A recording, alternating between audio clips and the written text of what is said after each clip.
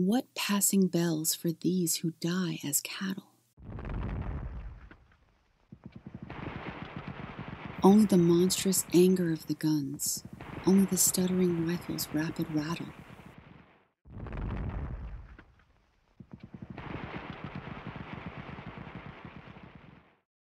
This book is not about heroes. English poetry is not yet fit to speak of them, nor is it about deeds or lands, nor anything about glory, honor, dominion, or power, except war. Above all, this book is not concerned with poetry. The subject of it is war and the pity of war. The poetry is in the pity. Yet these elegies are not to this generation. This is in no sense consolatory. They may be to the next.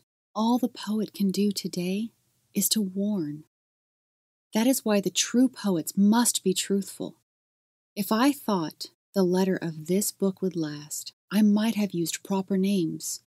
But if the spirit of it survives Prussia, my ambition and those names will be content, for they will have achieved themselves fresher fields than Flanders. By Wilfred Owen.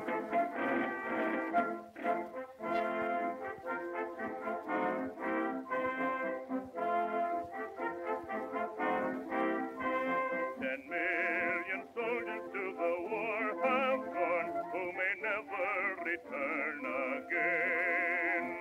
10 million mothers' hearts must break for the ones who died in vain. Head bowed down in sorrow in her lonely years, I heard a mother murmur through her tears, I didn't raise my boy to be a soldier, I brought him up to be my pride and joy, who dared to place a musket on his shoulder, to shoot some other mother's darling boy. Let nations are betrayed their future trouble, it's time to lay the sword and gun away. There'd be no war today if mothers all would say, I didn't raise my boy to be a soldier.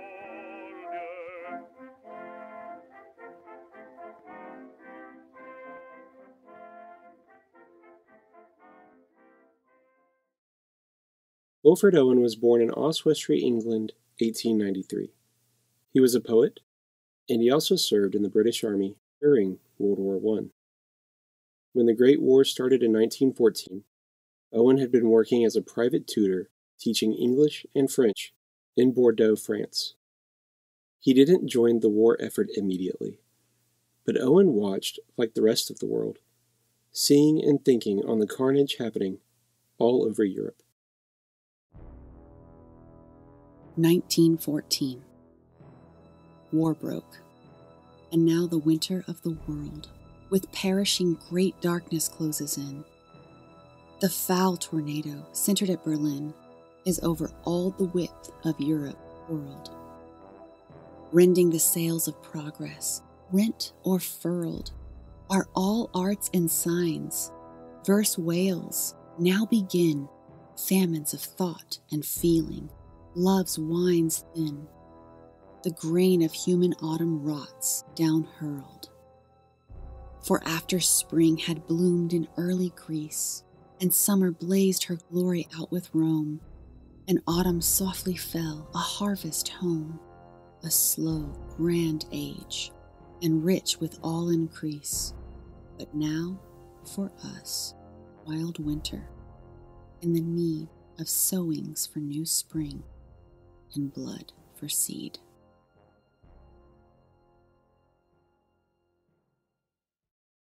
The average age of the soldier in World War I was between 24 and 26 years of age.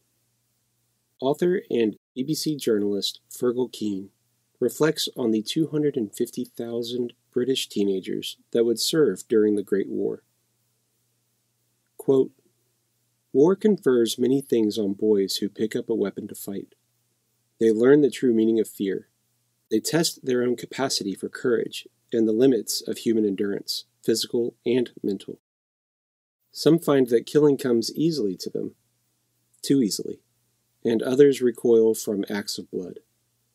But what unites all teenage warriors is the speed with which they are hurled into a place of maiming and death. From Homer's Iliad to the present day, the stories of boy soldiers evoke a particular sadness, resonant as they are of the destruction of youth and possibility. But at the outbreak of the Great War, there was nothing to suggest that the tens of thousands of boy volunteers were about to join a long, doomed procession. Arms and the boy. Let the boy try along this bayonet blade.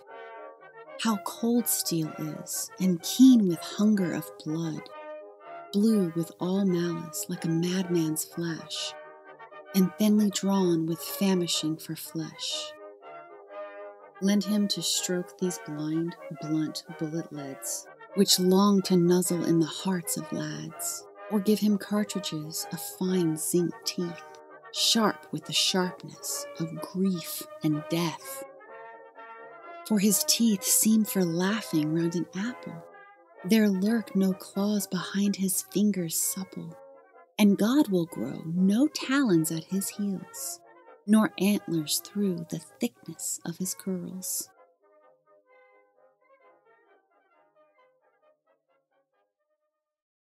In October of 1915, Owen returned to England and enlisted. By January 1916, a few months before his 23rd birthday, he was back in France on the front lines as a lieutenant. He would later write that his motivations for joining the military were twofold. Quote, "I came out in order to help these boys, directly by leading them as well as an officer can, indirectly by watching their sufferings, that I may speak of them as well as a pleader can." His military record and poetry throughout the war reflect these efforts. The Send-Off. Down the close, darkening lanes they sang their way to the siding shed, and lined the train with faces grimly gay. Their breasts were struck all white with wreath and spray, as men's are dead. Dull porters watched them, and a casual tramp stood staring hard, sorry to miss them from the upland camp. Then, unmoved, signals nodded, and a lamp winked to the guard. So secretly, like wrongs hushed up they went. They were not ours. We never heard to which front these were sent, nor there if they yet mock what women meant who gave them flowers. Shall they return to beatings of great bells in wild trainloads? A few, too few for drums and yells, may creep back silent to still village wells, up half-known roads.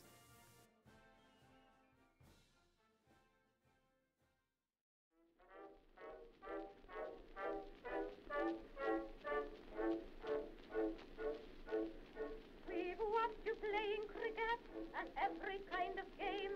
At football, golf, and polo, you men have made your name. But now your country calls you to play your part in war. And no matter what befalls you, we shall love you all the more. So come and join the forces as your fathers did before. Oh, we don't want to lose you, but we think you ought to go. For your king and your country both need you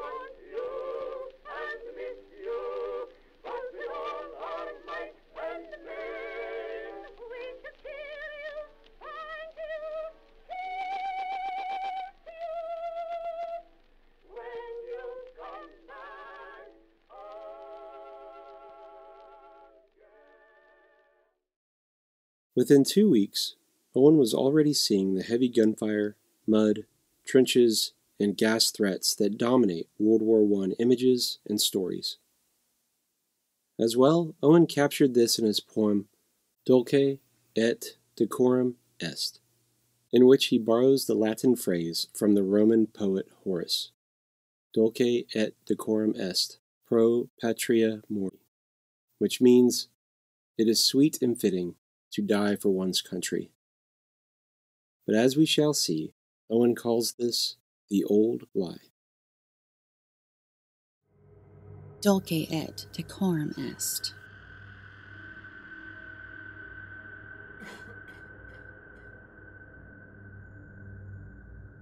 Bent double, like old beggars under sacks, knock-kneed, coughing like hags, we cursed through sludge, till on the haunting flares we turned our backs, and towards our distant rest began to trudge. Men marched asleep, many had lost their boots, but limped on bloodshod, all went lame, all blind, drunk with fatigue, deaf even to the hoots of gas shells dropping softly behind. Gas, gas, quick boys! An ecstasy of fumbling, fitting the clumsy helmets just in time.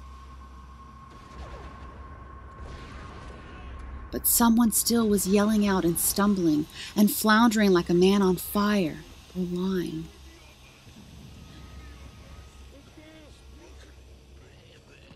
Dim through the misty panes and thick green light, as under a green sea I saw him drowning. In all my dreams before my helpless sight, he plunges at me, guttering, choking, drowning.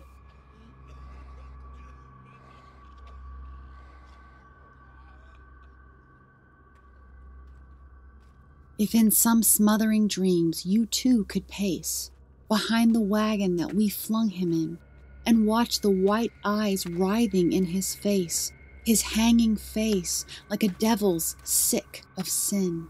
If you could hear at every jolt the blood come gargling from the froth-corrupted lungs, obscene as cancer, bitter as the cud of vile, incurable sores on innocent tongues, my friend, you would not tell with such high zest to children ardent for some desperate glory the old lie, dulce et decorum est, pro patria mori. It is sweet and fitting to die for one's country.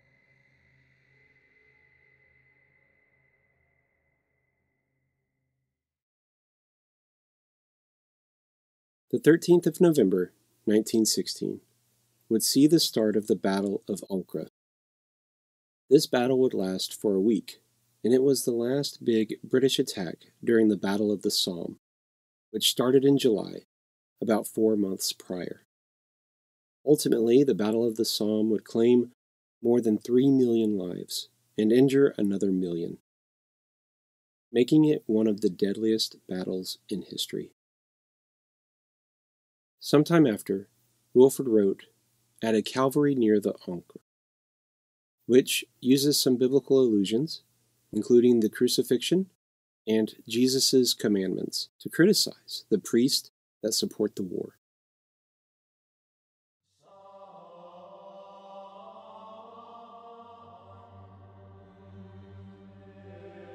At a Calvary near the Ancre. One ever hangs where shelled roads part. In this war he too lost a limb, but his disciples hide apart. And now the soldiers bear with him. Near Golgotha strolls many a priest, and in their faces there is pride, that they were flesh-marked by the beast, by whom the gentle Christ denied. The scribes on all the people shove, and bawl allegiance to the state, but they who love the greater love, lay down their life, they do not hate.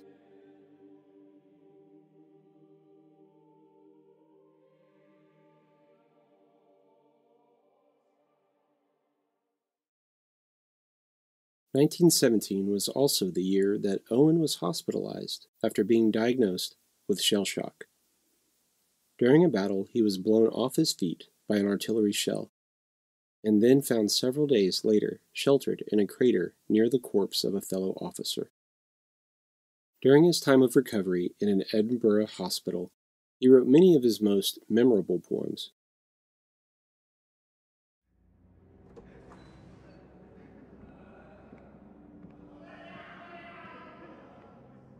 Mental cases.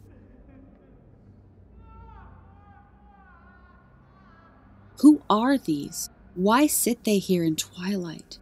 Wherefore rock they, purgatorial shadows, drooping tongues from jaws that slob their relish, baring teeth that leer like skulls' tongues wicked, stroke on stroke of pain, but what slow panic? Gouged these chasms round their fretted sockets? Ever from their hair and through their hand palms, misery swelters. Surely we have perished, sleeping, and walk hell. But who these hellish? These are men whose minds the dead have ravished. Memory fingers in their hair murders. Multitudinous murders they once witnessed. Wading sloughs of flesh these helpless wander, treading blood from lungs that had loved laughter. Always they must see these things and hear them, batter of guns and shatter of flying muscles. Carnage, incomparable, and human squander, rucked too thick for these men's extrication. Therefore, still, their eyeballs shrink, tormented, back into their brains, because on their sense, sunlight seems a blood smear, night comes blood black. Dawn breaks open like a wound that bleeds afresh. Thus, their heads wear this hilarious, hideous, awful falseness of set smiling corpses. Thus, their hands are plucking at each other, picking at the rope knots of their scourging, snatching after us who smote them, brother, pawing us who dealt them war and madness.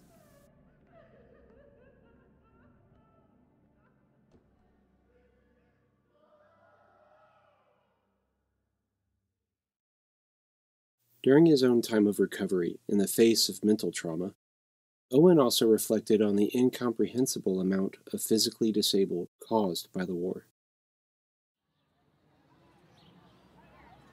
Disabled. He sat in a wheeled chair, waiting for dark, and shivered in his ghastly suit of gray, legless, sewn short at elbow. Through the park, voices of boys rang saddening like a hymn, voices of play and pleasure after day, till gathering sleep had mothered them from him.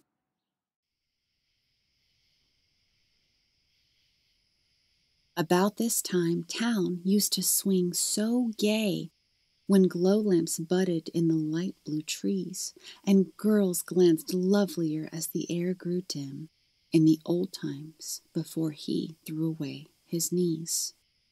Now he will never feel again how slim girls' waists are, or how warm their subtle hands. All of them touch him like some queer disease. There was an artist silly for his face, for it was younger than his youth last year. Now he is old. His back will never brace. He's lost his color very far from here. Poured it down shell holes till the veins ran dry, and half his lifetime lapsed in the hot race, and leap of purple spurted from his thigh.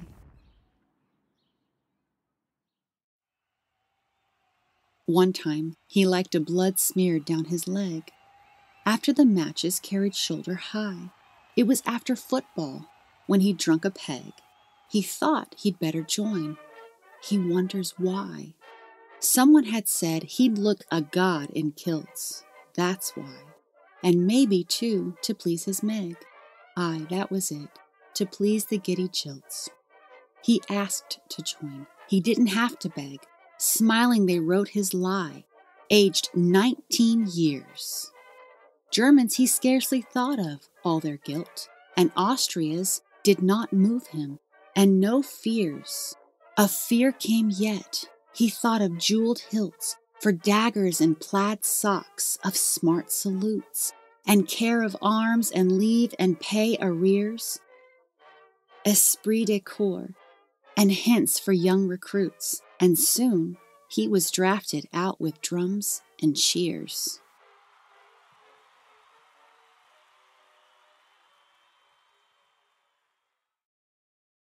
Some cheered him home, but not as crowds cheer goal.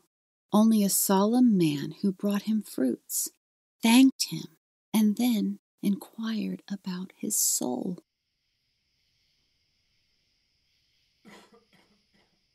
Now he will spend a few sick years in institutes, and do what things the rules consider wise, and take whatever pity they may dole. Tonight he noticed how the women's eyes passed from him to the strong men that were whole. How cold and late it is. Why don't they come and put him to bed? Why don't they come?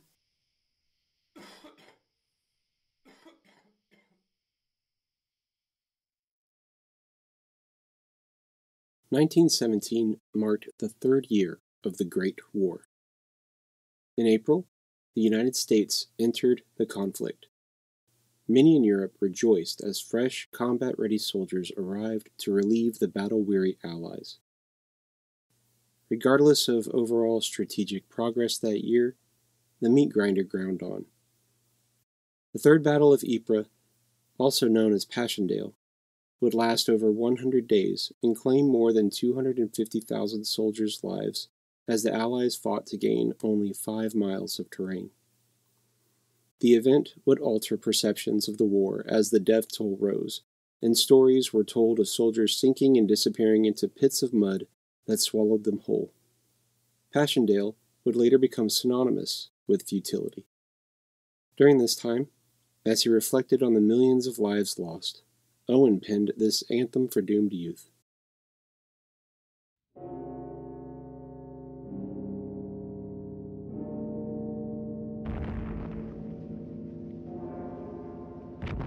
The Anthem for Doomed Youth.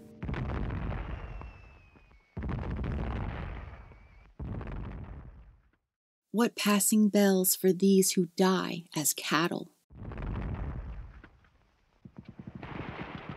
Only the monstrous anger of the guns, only the stuttering rifles' rapid rattle, can patter out their hasty orisons. No mockeries now for them, no prayers nor bells, nor any voice of mourning save the choirs, the shrill, demented choirs of wailing shells, and bugles calling for them from sad shires.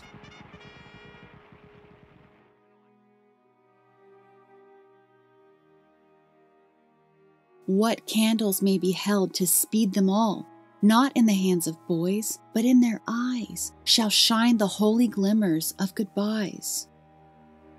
The pallor of girls' brows shall be their pall, their flowers the tenderness of patient minds, and each slow dusk a drawing down of blinds.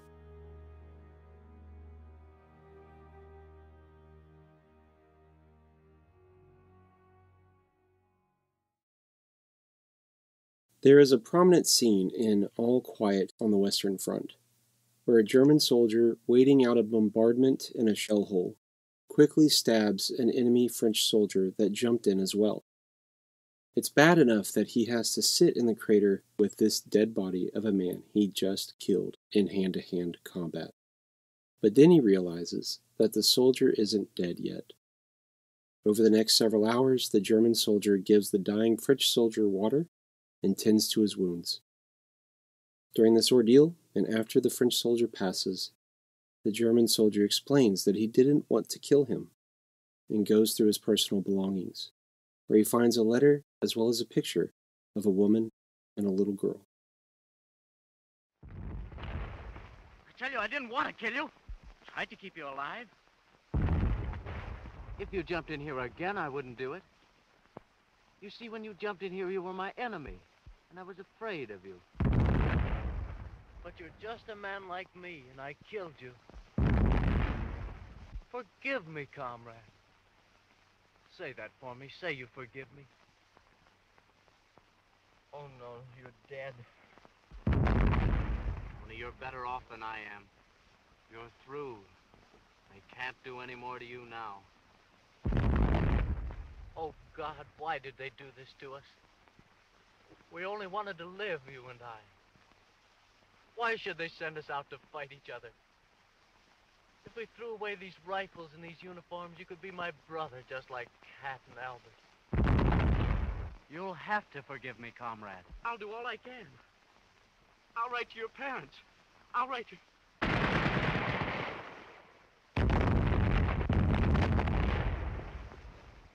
I'll write to your wife. I'll write to her. I promise she'll not want for anything.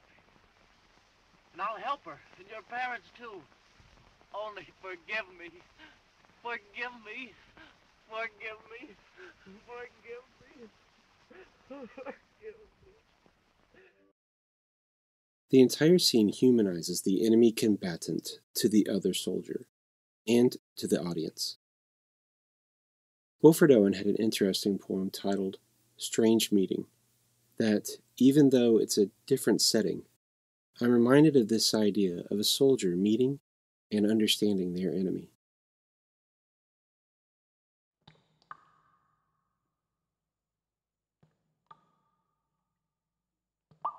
Strange meeting. It seemed that out of battle I escaped, down some profound, dull tunnel long since scooped, through granites which titanic wars had groined. Yet also there encumbered, sleepers groaned, too fast in thought or death to be bestirred. Then, as I probed them, one sprang up and stared with piteous recognition in fixed eyes, lifting distressful hands as if to bless. And by his smile I knew that sullen hall. By his dead smile I knew we stood in hell. With 1,000 fears that vision's face was grained, yet no blood reached there from the upper ground, and no guns thumped, or down the flues made moan. Strange friend, I said, here is no cause to mourn. None, said that other, save the undone years. The hopelessness, whatever hope is yours, was my life also. I went hunting wild after the wildest beauty in the world, which lies not calm in eyes or braided hair, but mocks the steady running of the hour, and if it grieves, grieves richlier than here. For by my glee might many men have laughed, and if my weeping something had been left, which must die now, I mean the truth untold, the pity of war, the pity war distilled.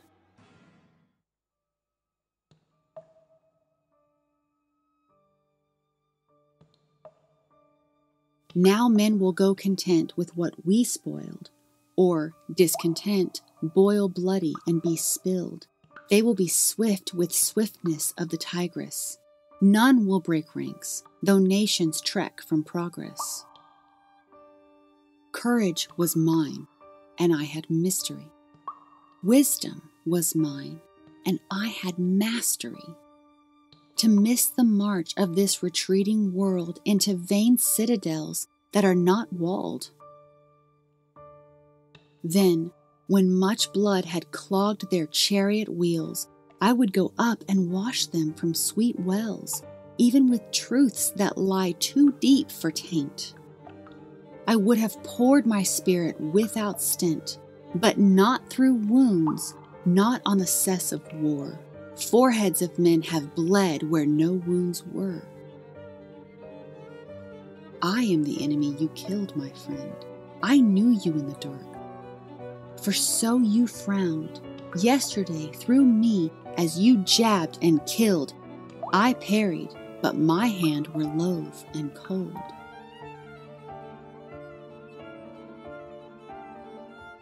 Let us sleep now.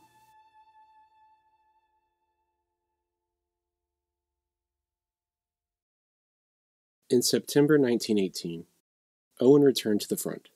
Following a fierce battle, he was awarded the Military Cross for his bravery.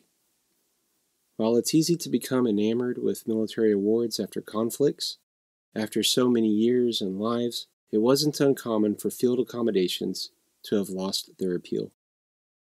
The film 1917 displayed this well, in a scene portraying a lieutenant that expressed what awards meant to men at this time.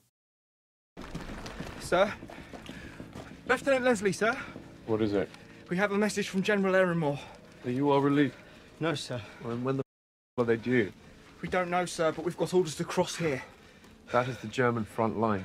We know, sir. If you'll just take the letter. Settle a bet. What day is it? Friday. Friday? Well, none of us was right. This idiot thought it was Tuesday. Sorry, sir. Are they out of their minds? One slow night, the brass think the Hun have just gone home. Do you think they're wrong, sir? We lost an officer and 3 men 2 nights ago. They were shot to bits patching up wire. We dragged 2 of them back here. Needn't bother. Sir, the General is sure the enemy have withdrawn. There are aerials of the new line that... Shut up! We fought and died over every inch of this place. Now they suddenly give us miles. It's a trap. But tune up. There's a medal in it, for sure. Nothing like a scrap of ribbon to cheer up a widow. Owen, an officer as well, displays similar feelings of indifference due to experiencing the horrors of war in his poem, Insensibility. Insensibility. 1. Happy are men who yet before they are killed can let their veins run cold, whom no compassion fleers or makes their feet soar on the alleys cobbled with their brothers. The front line withers, but they are troops who fade, not flowers, for poets tearful fooling, men gaps for filling, losses who might have fought longer, but no one bothers. 2. And some cease feeling, even themselves or for themselves. Dullness best solves the tease and doubt of shelling, and chance's strange arithmetic comes simpler than the reckoning of their shilling. They keep no check on army's decimation. 3. Happy are these who lose imagination. They have enough to carry with ammunition. Their spirit drags no pack. Their old wounds, save with cold, cannot more ache. Having seen all things red, their eyes are rid of the hurt of the color of blood forever, and terror's first constriction over, their hearts remain small drawn. Their senses in some scorching cautery of battle, now long since ironed, can laugh among the dying, unconcerned. 4. Happy the soldier home, with not a notion how somewhere every dawn some men attack, and many sighs are drained. Happy the lad whose mind was never trained, his days are worth forgetting more than not. He sings along the march, which we march taciturn because of dusk. The long, forlorn, relentless trend from larger day to huger night.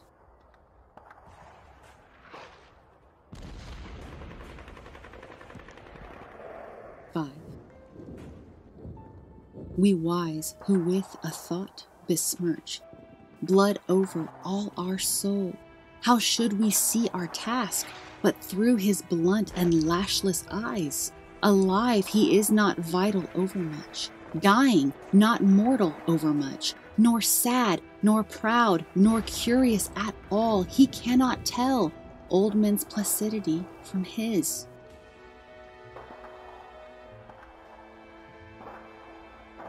Six. But cursed are dullards whom no cannon stuns, that they should be as stones. Wretched are they and mean, with paucity that never was simplicity. By choice they made themselves immune to pity and whatever moans in man. Before the last sea and the hapless stars, whatever mourns when many leave these shores, whatever shares the eternal reciprocity of tears.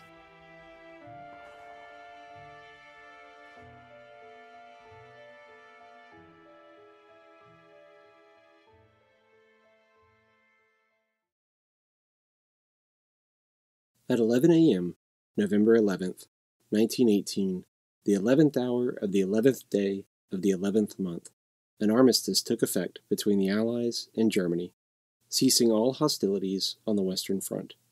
The war was over. Just 1 week prior to the armistice, Wilfred Owen was killed in action during an assault on a German-held canal in France.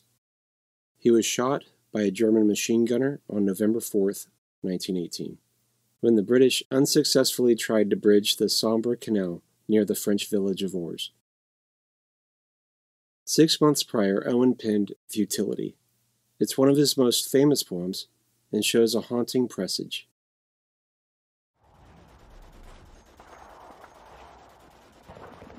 Futility.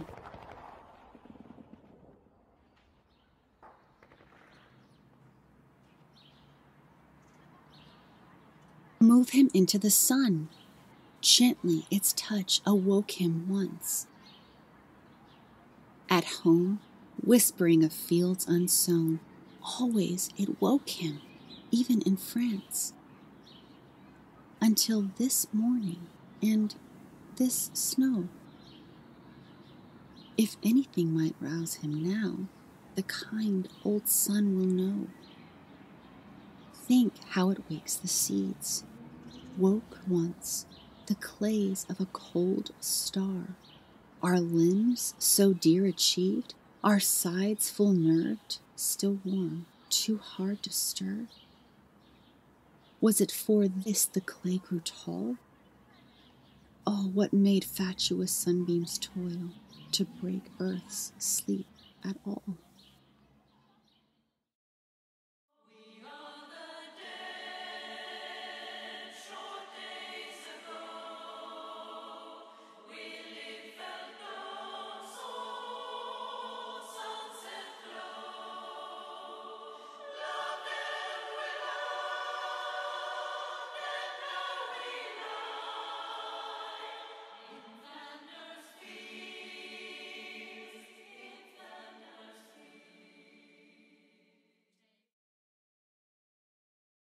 Hi everyone. I hope you enjoyed this presentation of these anti-war poems from Wilfred Owen. He's an interesting voice from the early 20th century, and even though he isn't a household name today, there was a time that his poems garnered a lot of attention. Most were published posthumously. Yes, posthumously. Most were published posthumously after the First World War, and you can still see them pop up from time to time in various recordings by celebrities, or put to music in songs of various genres. Thank you, Patrick, from the Cave to the Cross podcast for pointing out Wilfred Owen's work, and a big thank you to my wife, Kayla, for reading them for us today. Do you have a favorite poem from Wilfred Owen? Either from today or another one that we didn't visit? Let us know on our social media post for this episode. I'll have links to the poems that were recited today in the show notes. Don't forget to subscribe to the Anarcho-Christian podcast or whatever podcatcher you're using. If you're not sure where to find us, visit anarchochristian.com/subscribe. There you'll find links to subscribe to the podcast on iTunes, Stitcher, Android, Google Play, Spotify, and YouTube. If you're enjoying the podcast, please consider letting us know by leaving a 5-star rating and review on iTunes, or wherever you catch the episodes. Also, like and share the episodes on Facebook or the other social media sites.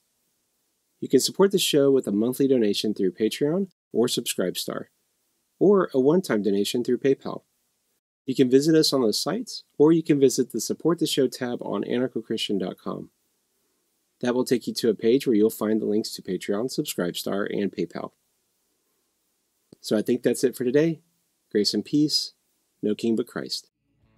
He cried out to God, won't you help them to believe? This power is illusion, the need to rule is greed. Your love and your light is really all they need.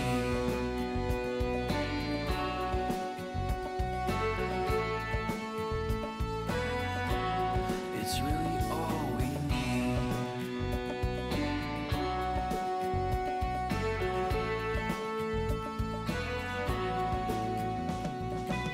Thank you for listening to the Anarcho-Christian Podcast. Subscribe to our email notifications at anarchochristian.com, like us on facebook.com/anarchochristian, and follow us on Twitter at anarchoxp.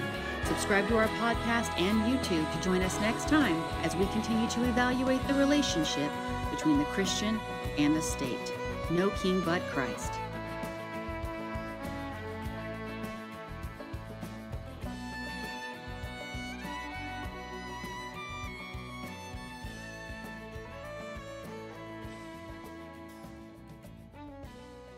God said there's a season for every single thing.